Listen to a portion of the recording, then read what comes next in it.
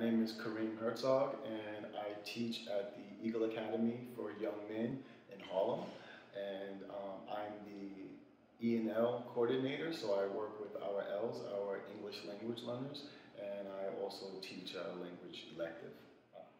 So the advice that I have for supporting English language learners in the classroom very early on is to listen to your students and build a relationship with your students because they're coming from various different backgrounds, and you want to really build that relationship at the beginning.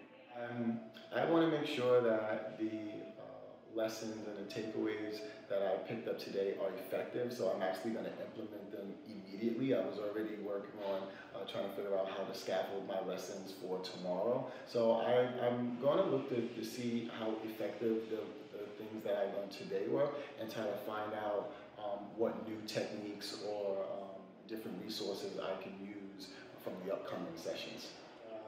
The presenter, Mr. Nathan Lutz, provided us with some amazing technological resources, different websites and apps, and I'm very grateful because I can use technology in the classroom to work with my English language learners.